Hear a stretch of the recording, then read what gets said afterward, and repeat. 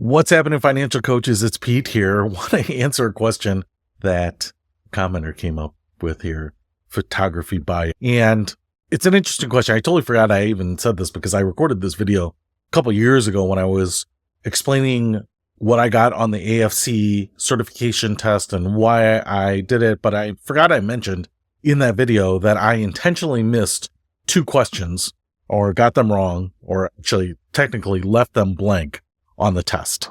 And I was trying to think, why did I do that? Now I totally remember, and it's a dumb story. It's nothing that will improve you as a financial coach, but I'm going to tell you why I did this. So when I took the AFC certification, you go into a room and they've got laptops set up to take the test. And I actually did it through the AFCPE. They do it like a day before the symposium. So I went to San Diego at the time. They were doing it at a resort there. You come in a couple days early because you're doing the on-site review, and then you take the certification. And I think the next day the symposium starts. So after the review, go in to take the proctored exam. I sit at a computer. I'm sitting, I think there were two people per table. They were like longer tables. I don't know, maybe 6-foot tables or something like that. And you have a little notepad and you each have your exam and it starts. And I'm taking the exam, and a lot of the questions I've studied, so I'm going through. And the way I take tests is usually, especially on a multiple choice test where they're timed, but you can go back, I usually will just go through, and if I know the answer, or I know the process, or it's simple, or whatever it is, right, like I can finish it, then I'll just do that. Because I know that on every test, there are going to be some test questions that I'm not sure of what the answer is. Maybe they require some math or some thinking. There's a longer process to it. Maybe it's a case study, whatever it is. I've taken the Series 7 and the 66 tests, and some of them are like simple questions that you'll know the answer to based on your experience, and some that you won't. So in my test strategy is to go through every question I can that I know the answer, just fly through the test one time as quickly as possible. There's also another reason I do that is because sometimes they answer some questions with other questions in the test. Like, this isn't really part of it, but it's possible that there might be a question that says, how much of your annual or monthly income should you put towards your rent, or something like that? Okay. And then maybe 20 questions later, there might be a question that says, given that you are supposed to put 30% of your income towards rent, what is like the minimum range? Something like that. Okay. So there's a strategy of going through and reading all the questions as quickly as you can and answering.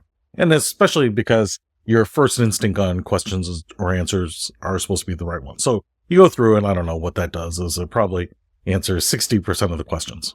So then I go back to the longer ones, or the ones where it wasn't really obvious. I'm going to have to search my brain and think through it a little bit, and I'm going through it. However, the whole time I'm going through this test, and I want to say, I might be wrong about this, but I want to say the test is 3 hours. It gives you a 3-hour window. I go through the full test, all the questions, and I think it's 150 questions, and I probably spend 20, 30, 40 seconds maybe. So I probably am maybe not even that long on some of them, because if I don't know it, I just skip it. But I'm probably about an hour into this test, and I have completed the lion's share of the test at this point, 70%. And I actually feel pretty good about this. I think you need 70 or 75% to pass. So I probably am flirting with the range of passing. And I'm going through my second pass to take on some of the harder questions.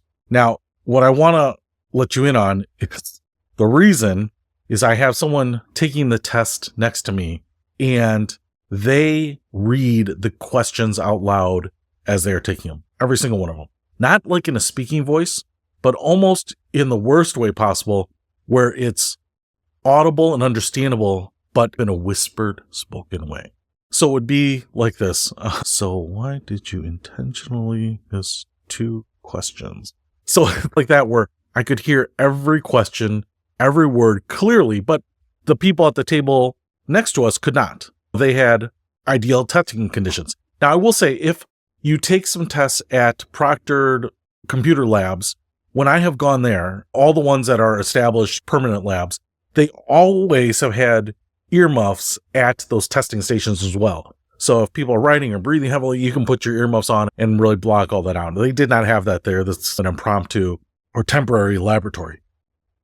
So my issue is, I'm already an hour into this test, maybe 70, 80 minutes this test.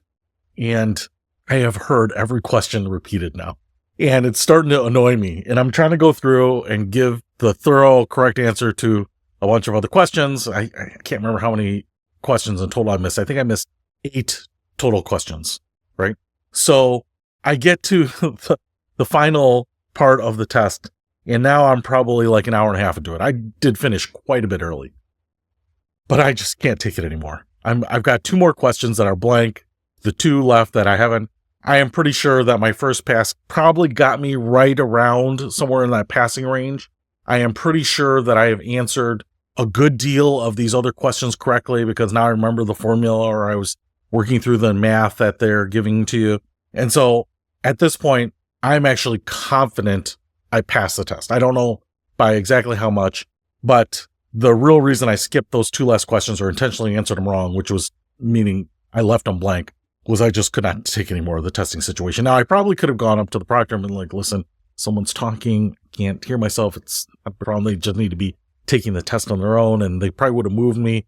But like I said, it wasn't that big of a deal. It wasn't like I get a financial bonus or something like this for getting more answers correct. And like I said, I was pretty sure that I had it in the bag, and there's no reason to sit in there for another 30 minutes working on 2 questions that need math or whatever it might be. So that's why I just skipped 2 blank questions, just because I was fed up, because I was thinking, oh my gosh, I cannot listen to anyone continue to repeat questions. And it wasn't just that, but it was sometimes rereading the questions and putting emphasis in different places and then working on it and then going back to are of equal value. And so again, the other person isn't trying to annoy me or anything like that, but that's just how they take tests and they need to speak it out loud. But that was brutal. It was not ideal testing conditions. So like I said, has nothing to do with you being a good financial coach or making your life easier.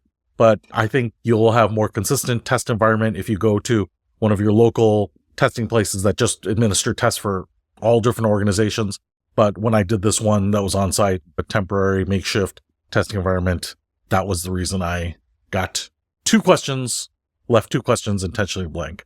I'd be curious. I could probably go back and figure out which questions are blank, but I would love to go back now and just say, could I have answered those correctly at all? I don't know. Who knows? But that's it. I don't think it's going to help you make a better coach, but just my story that I wanted to share because someone asked. I'll see you later.